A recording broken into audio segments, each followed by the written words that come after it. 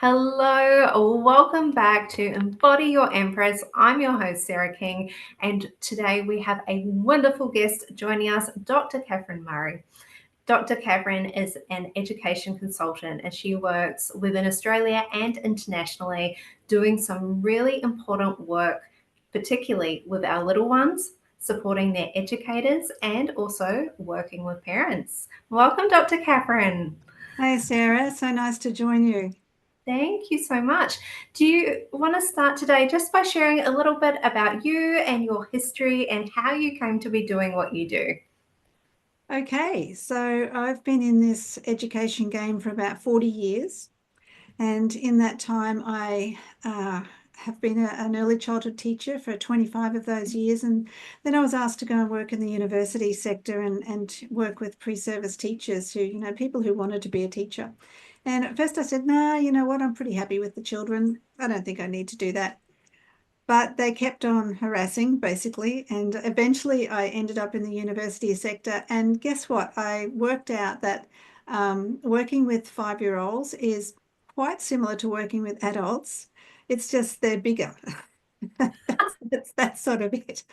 But it was a really I don't know if that's a good thing or a bad well, it was a good thing because they're playful and they're open to new information, and so it was a good thing. And then you always have the ones at the back that aren't doing what they're supposed to be doing, and those sorts of things. So it was sort of familiar, different but familiar. So I did that for a while, and I sort of juggled both of those jobs for a little while until I went full time into the university sector.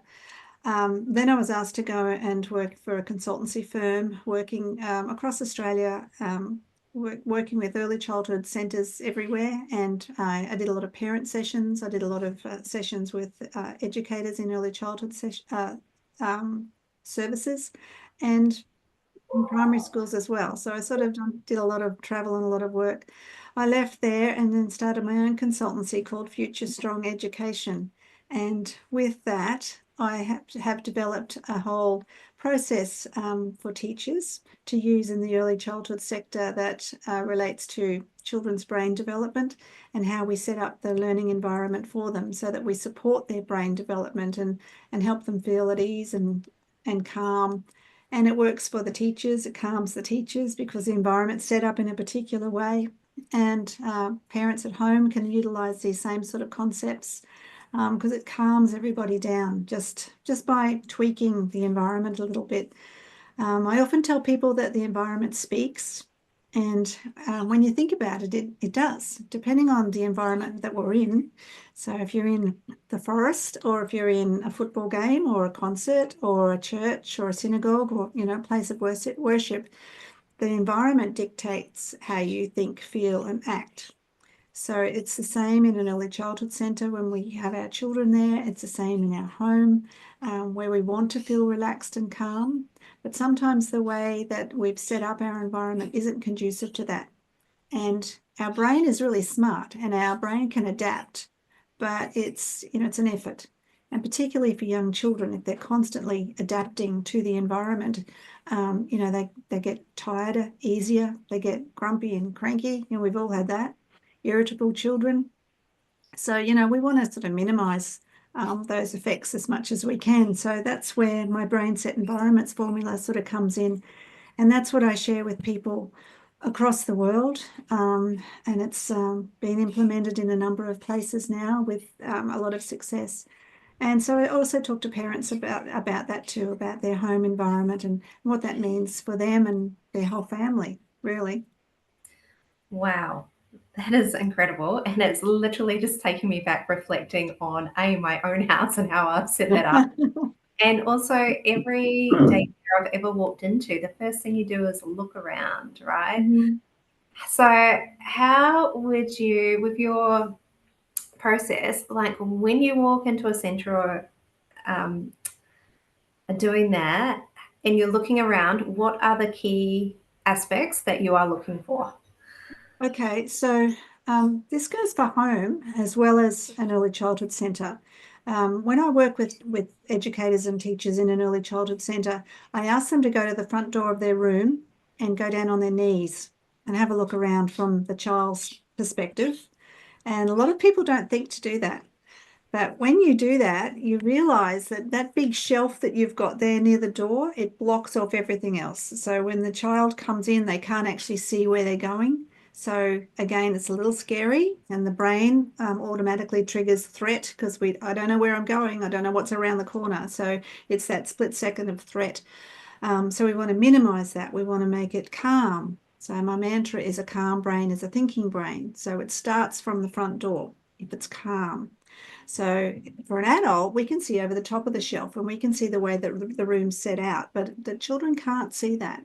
So if they're walking in and there's a blank wall or shelf to the side and they can't see where their friends are or where they should go in the room, that's an immediate little bit of alarm for children. Mm. So when they get to that point, they get past that shelf, they're holding their mum's hand and they get past or dad's or whoever's taking them. When they get past that point and they can look into the room, they often go, oh, now I know where I am. But if there's a series of those blocks, so they can't see behind the next shelf or they can't see what's behind something else, a big curtain or something, it sort of triggers that split second of, being under threat because they can't see where they're going. There's a term for that. It's called wayfinding.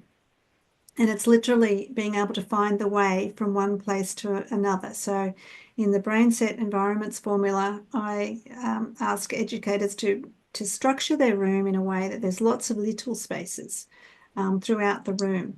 And in those little spaces, for 1, 2, 3, 4, 5, maybe up to 6 children, that's the biggest, 6. And that'd be probably where the construction area is. I get them to set it up like that so that children can actually navigate between all of those spaces.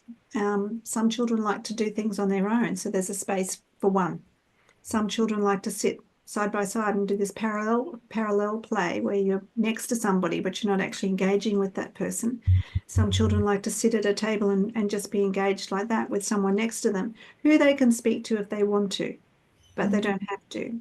And it's less threatening because you're not having to speak to a whole big group of children. You just speak to the one next to you if you want to, or you might be in a little group of 4. It's still less threatening than having to speak to a large group of children. And, we know that ourselves as adults, isn't it? It's much nicer just to have a conversation like you and I are doing, Sarah, rather than, standing up on a stage and speaking to a whole group of people, which, by the way, which I sort of like doing, but, most people don't.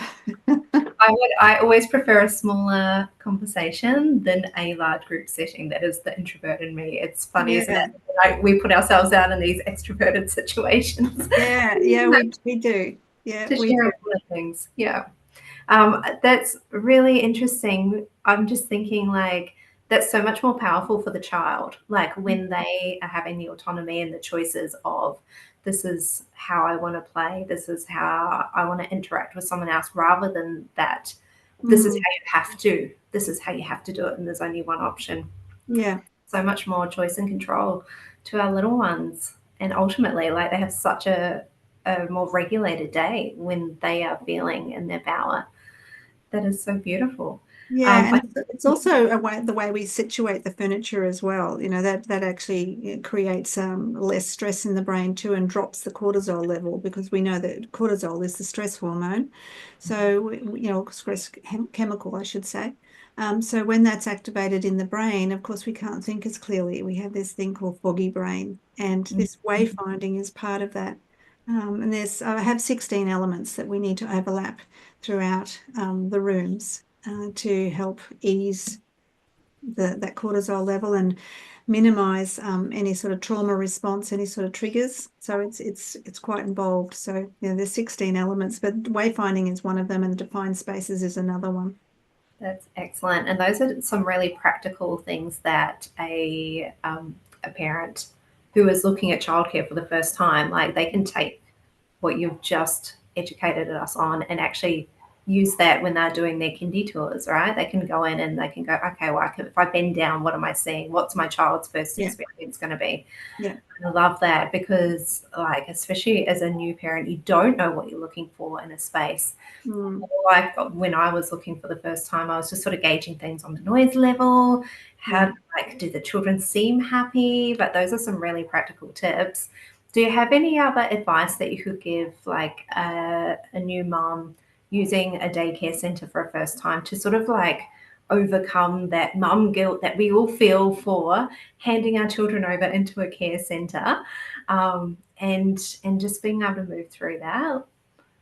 Yeah, it's a really big thing, isn't it, when you're a parent and you're trusting your most treasured thing in the world to someone else that you don't really know. So it's a really big step for parents to first of all to make that decision that we're going to go to an early childhood centre. And then the next thing is, well, which one? How do you know which is a good one and which isn't? Because obviously you want your child to have the best experience.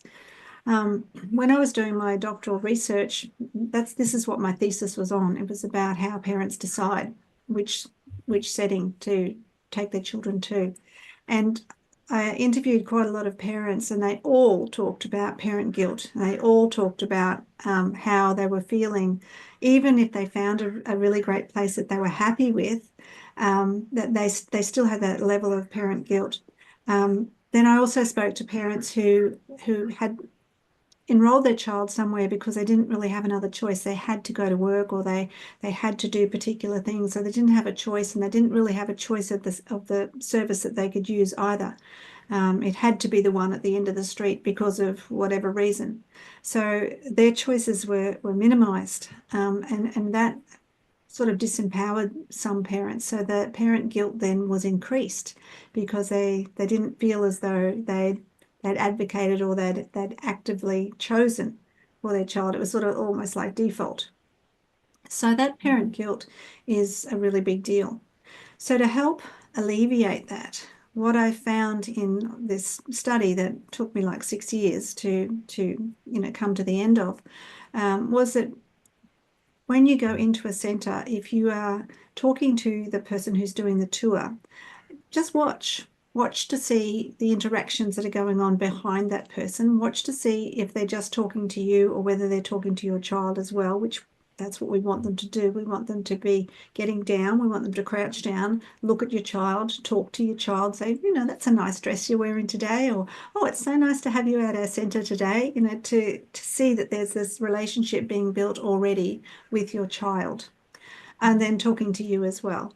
Also, parents wanted to be shown the whole centre. They wanted to see not just the baby's room where their child was going to be. They wanted to see the progression. Where else will their child be? And also look at the way that the educators in the various rooms were interacting with the children in those rooms when they came to visit and when they had a look. And also seeing how the children were interacting with each other. But the bottom line was, what's your gut say? Do you feel comfortable in this space? If you feel comfortable in this space, probably your child will too, because they'll pick up that energy from you, and you'll be talking about the place positively, and your child will pick that up as well. But it is a really big deal, and I totally understand that whole parent guilt and that apprehension. But it can also be a wonderful, worthwhile thing that you do for your child, because the socialization is there, the emotional maturity comes into play. The educators are trained professionals, and that's what you want to look for too. Is this a quality setting? It doesn't have to have all the new equipment. That doesn't make for a good center. I'm mixing it up between setting and center. But anyway, That's what I usually mean. my job, Dr. Yeah, Kathryn. you All my know what I lessons mean. up. Yeah, yeah. So it doesn't have to be brand spanking new. It doesn't have to be great, but it does have to be ordered. It does have to be clean. It does have to be relatively tidy so that children's brains aren't cluttered and confused. Um, it's important that it's got this home-like feel. So we want to have cushions. We want to have a couch in the room. We want to have, floor mats on the floor. We want it to feel familiar. And that again is part of the brain set environments formula, having this familiar part of the familiar feel, because that's now reacting to the amygdala here in the middle part of your brain, because we have to have the S is in brain set. The S is survival down here in the brainstem. Then we've got the E for emotions in the amygdala, and then we've got T for thinking up here in the neurocortex. So when we go into a space and there's that sense of safety, like it looks okay, the walls aren't going to fall in, it looks okay. And then we feel like it's safe. We feel like there's a sense of belonging. They're very warm, they're very welcoming. I feel like I'd be okay here. Then the brain is clear, and then we can think clearly. So that's what we're aiming for when we go into a setting, when we're looking for something for our children. We're looking for something that feels sort of familiar. We're looking for something that's ordered. Doesn't have to be brand new, but we do want natural materials in the room. So we want a bit of timber in the room. We want to see pine cones. We want to see some leaves. We want to see natural types of things in the room. And then go with your gut. See how the people in the room then make you feel. And probably if it's got a lot of nature-based things in it, and it's got those warm, cozy corners, the people are probably going to make you feel pretty comfortable and pretty good. Awesome. Those are some really amazing points. I love that you also touched on that as parents, sometimes we don't always get to pick the place that would be best. Sometimes it does need to be out of a necessity. When my little one was very, very young, like a baby, 6 months, I was back at work, and the centre I wanted to get him in at actually had no spaces available. Yeah. So we had to go somewhere else for 6 months. And then at the 12-month mark, there was a shuffle. Like we were doing different days at different centres, trying to merge over into one. And that was actually really challenging. I never thought I would be in a position like that. But when you have a numbers cap, you're sort of at the mercy of that. And I had to just make a really conscious effort not to overthink it in that stage, because I was going, is this going to do more harm than good? Is this going to be like, are there going to be any longer term development effects? Because we are like, it felt like shuttling him from one place to another place. And you're like this little baby on top of, I'm back at work and doing all the things. But at the end of the day, as a parent, we just put these things in our own mind as well. And I'm really glad with the choices we made, and you do what you do at the time with the best of your knowledge. And yeah, going back, I'm like, we made a good transition period. So I can totally relate to those parents who we just have to go with the place that's closest, or the centre that's closest to work, or the most practical, logical one as well. Yeah. Yeah, because, and you're right, we have to make the decision with the information that we've got today. Hindsight's a great thing, but we need to do what we think is the right thing.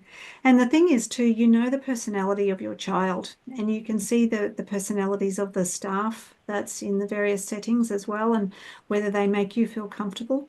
And you'll know whether your child is going to fit in or not, and your child will tell you. So, you can ask, when you're finished the tour and you get in the car, instead of asking, well, did you like it there? That's a really closed question. The answer is yes or no. And if they say no, but you actually think it's pretty good, now what do you do? So, so maybe ask an open-ended question, something more like, what did you like about that place?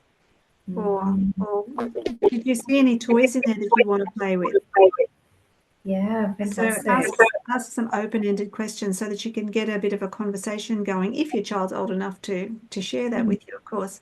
But you'll also notice, when, even if your child is much younger than that, you'll see by their reactions, their smiles or their shyness or whatever you're going to observe with your child when they're in that space. That's right. I know some children who are quite introvert will go into a space on a tour, and because they feel so comfortable in it, they leave their mother's hand and they go off and they want to start playing with the children. Where, so that's a really good indicator that they're going to be comfortable there. I think even our littlest ones, they all have signs of being able to interact with people. Like, I know when my little ones were babies, they would fling themselves at strangers because they wanted to connect with them. So that was always a good little marker for me as well. Like, I would watch to see, were they leaning in towards this person, or were they getting that I'm going to hide in your armpit sort of situation? Yeah. And we've got to remember too that we have these different personalities, and they did some research about this back in the 70s, and this research is still referred to. And some children, and all of us, not just children, all of us, are slow to warm up. So, we might stand at the door and check out the lay of the land for a while, and then we make eye contact with someone and we go, oh, this is going to be okay. And you move into the space and you're a lot more comfortable. So that's the slow to warm up people. And then there's easy people who are easy, and those people just sort of go with the flow, like don't worry too much. Now, the slow to warm up people have a disadvantage in some ways because people often assume they're shy and try and coerce them to talk, which if you just leave them be, they will come around in their own time. So with the easy personalities, the ones that will go with the flow, people will think, oh, well, we'll just take them there. They'll be fine. They'll fit in. They'll be fine. So those children may not be fine, but they aren't articulate enough, or they don't put in for themselves. They don't know to say, no, I don't like it here. They can't put in their own boundaries. And then we have people who sort of very outward, very, extrovert, I guess. And they're the people who want to run into the room and go, I'm here, like, here I am. And they Did you just see, guys? I'm back. Yeah, that's right. That's right. And they have the challenge of toning it down sometimes and sort of being able to fit in to different circumstances and different contexts. And that's true for adults as well. So, when we go into these settings to have a look at it, you have to be mindful of who are you talking to on the other side. Is that like a really overt person, or is that somebody who is a bit shy, a bit, slow to warm up? So we, as the parent going into these spaces, we need to find our level of interacting with the director or whoever's showing you through the service as well. So there's a lot to do with, personality structure, the relationships that are built straight away, the rapport that you have, and that all goes back to brain development too, with mirror neurons and communication, and there's many layers to it. But if you can just relax and tap into your gut and let your energy work and just feel into it, I think that makes a big difference. And then just have a look around, but look for the natural materials and look for the interactions that you see with everybody that's in the service. I love that. Yeah, and just a reminder to all the moms and the dads out there listening, like when you have that gut feeling, when your intuition is telling you yes or a no, you don't need to justify that. Like you know that. So you don't need to have to go into the mind and try and be like, oh, it's a no, but I'm going to have to justify it to someone. It doesn't matter. If your gut's telling you it's a no, there are more options out there. Yeah, I totally agree with you, Sarah. And I think all too often we overlook our gut reaction. And just as a bit of an aside, going back to the brain science, because that's my thing, in the amygdala here, there's a nerve that does go to your gut. And so if you don't feel really great about this place, or you feel a little threatened, or you go to some places and it's just a bit off, you don't know why, it's just a little bit off.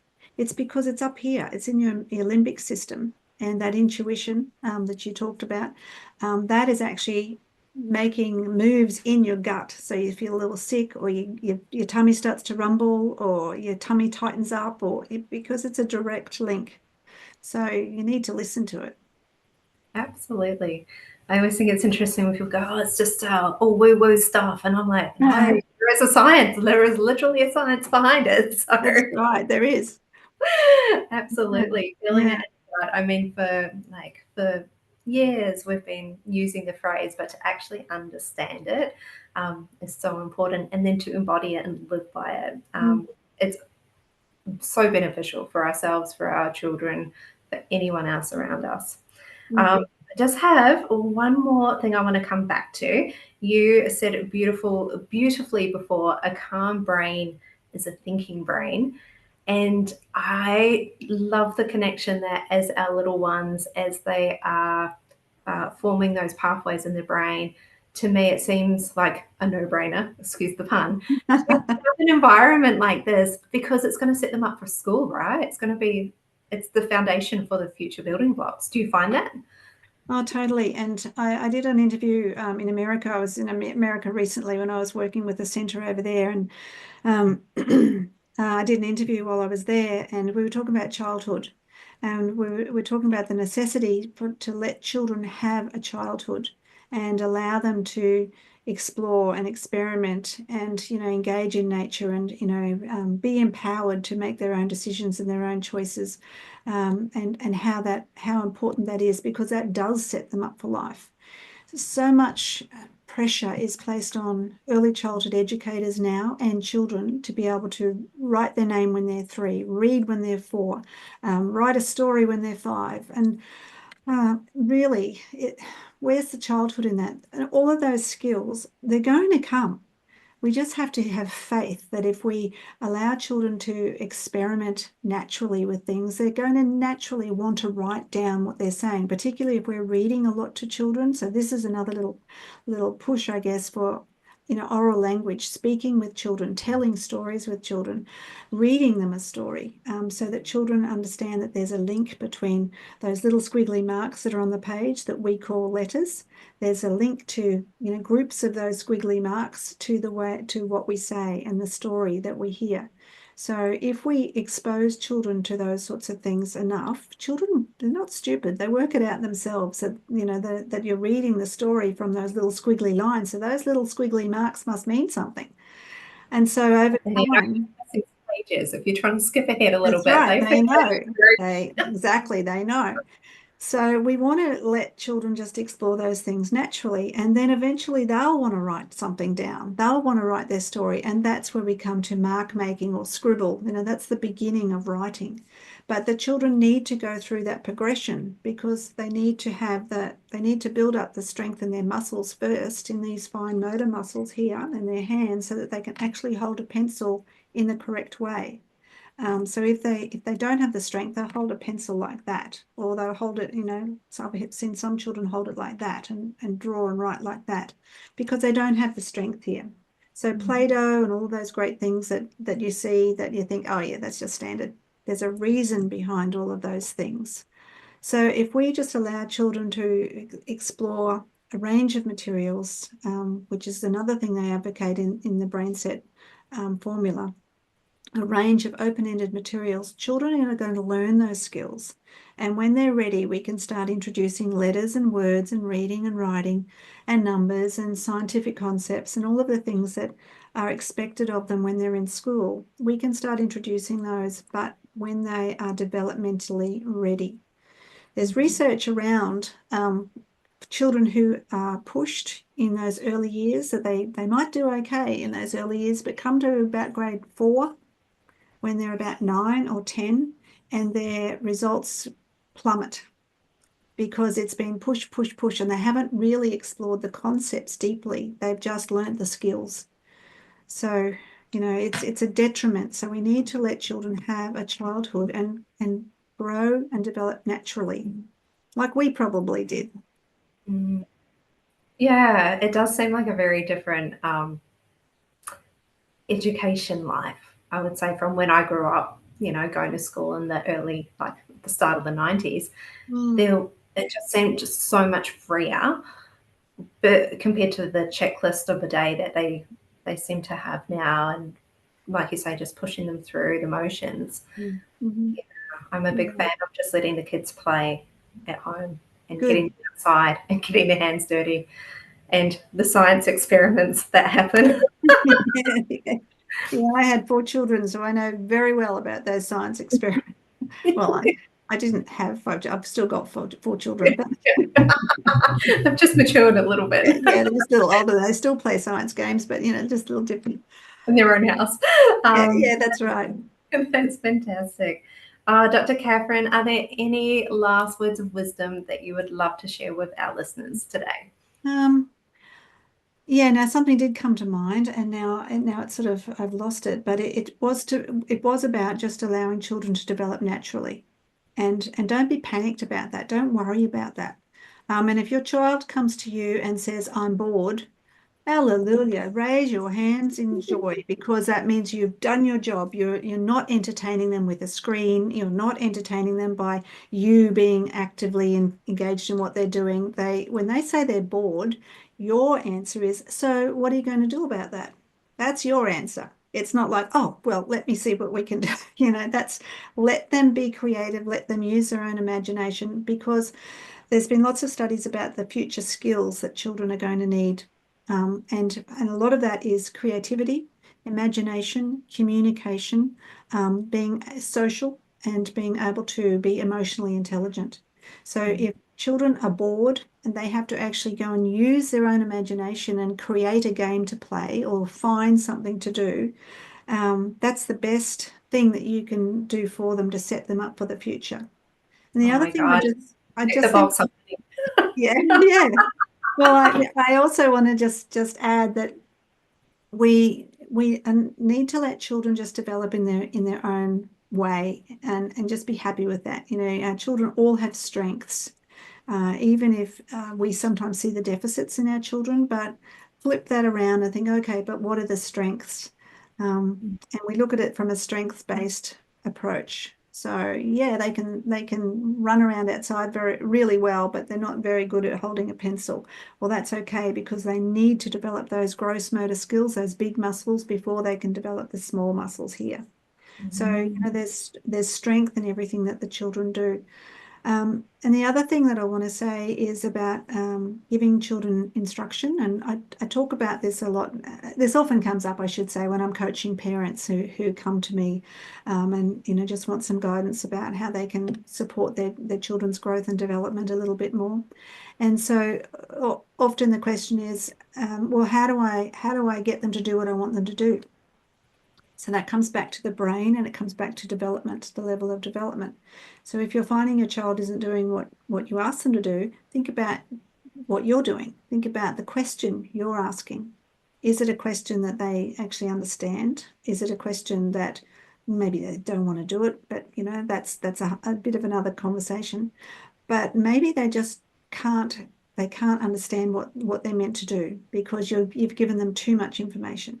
So if it was a little child of, let's say, 2, and you say, go over there, take your shoes off, take your socks off, and put them up on the shelf. That's 4 things that they're supposed to do, and they're supposed to remember all of that. And in the brain, when the synapses are joining together, there's like a jelly-like substance that joins them together, and that's where the electrical impulse, basically the instruction, goes from one to the other.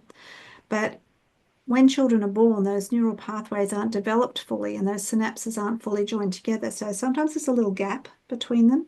So if you give too many instructions, the message will go along so far, but that 4th instruction, it might fall down in this gap. And it's called brain leakage, and it's a thing that, you know, that is real. So Wow.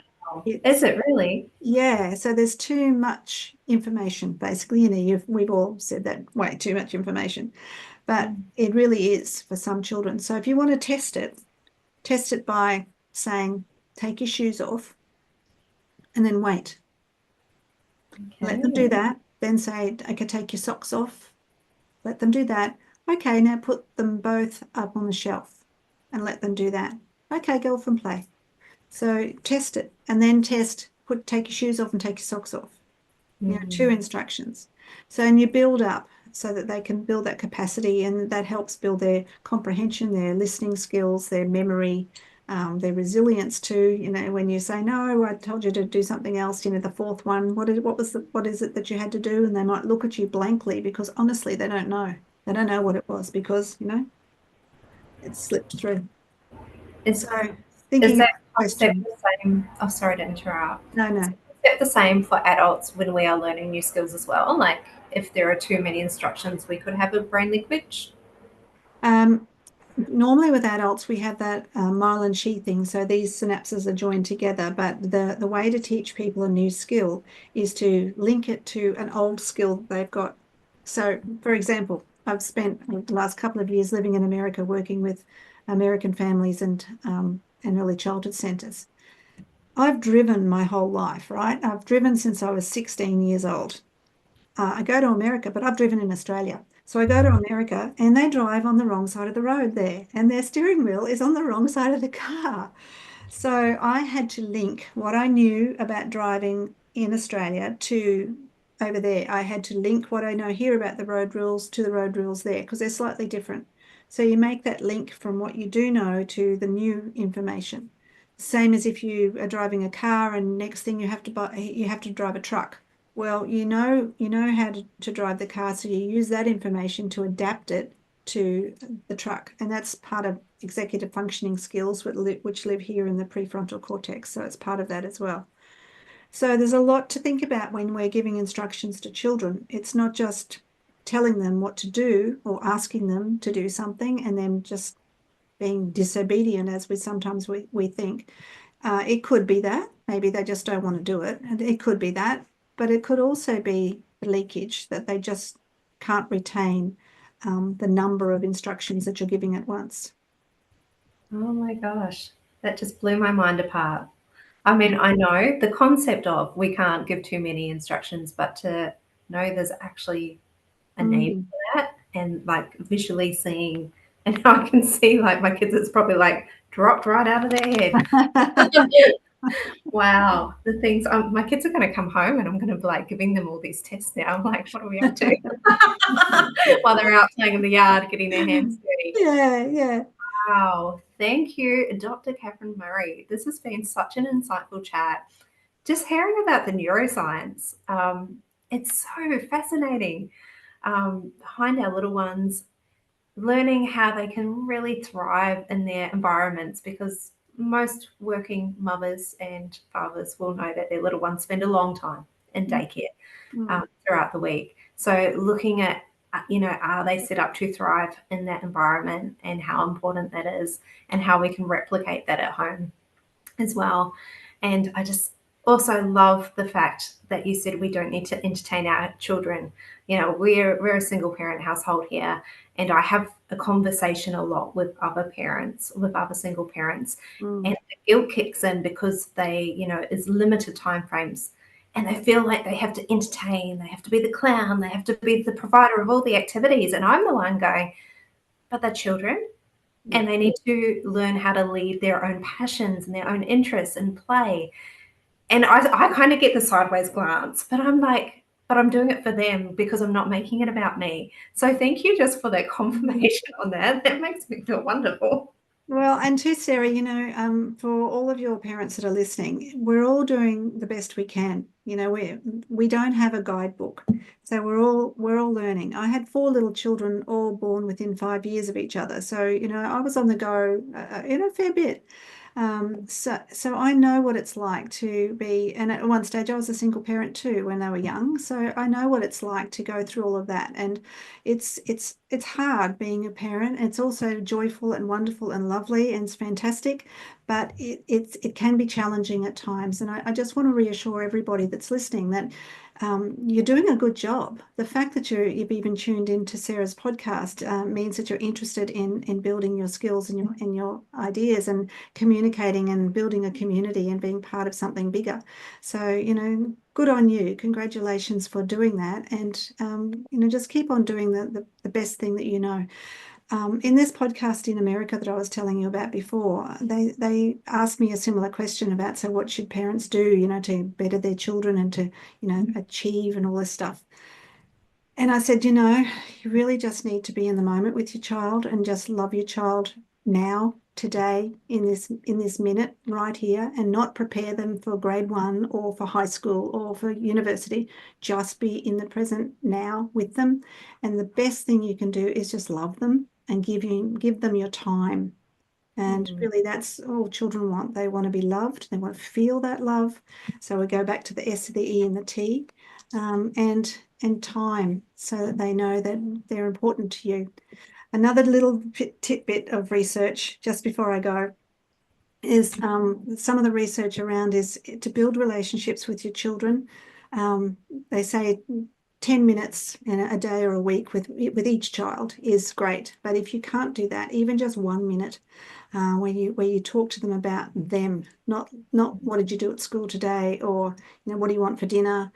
It's more about, so how do you feel about the animals getting out today and running up the street? How do you feel about that? Ask them about them. And then when you finish that little conversation, you just say, thank you for sharing that with me. Now I know a little bit more. Thank you. Or you can do things with each child If you do have 10 minutes that you can spend with each of your children, if you've got more than one, go outside and do some gardening or something and say, would you come and help me do some planting outside? And you do that together side by side. So you're talking about things. And at the end of it, again, you say, thank you for spending some time with me today, because that's really special. And imagine how you would feel as an adult if someone did that with you. Oh, that would just warm my heart. And how Exactly. simple. How simple. I love that. Love your children and be present with them. Yeah, that's all you Take got to that do. micro moments to connect. What a beautiful, beautiful way to end our wonderful conversation. Mm. Thank you, Dr. Kathryn. If anyone out there, what is the best way to connect with you? They want to reach out. Well, I've got a few websites, but the one that you probably want to look at is called Future Strong Education. Or you can email me at Kathy, Kathy, at futurestrongeducation.com. I'm on social media as well, more so LinkedIn than anything else, but I'm sure if you contact Sarah too, she'll point you in the right direction. And, I'm happy to work with parents and work with early childhood centres as well. And I do that across the world, either virtually or face to face. So, I'm here if you need some support.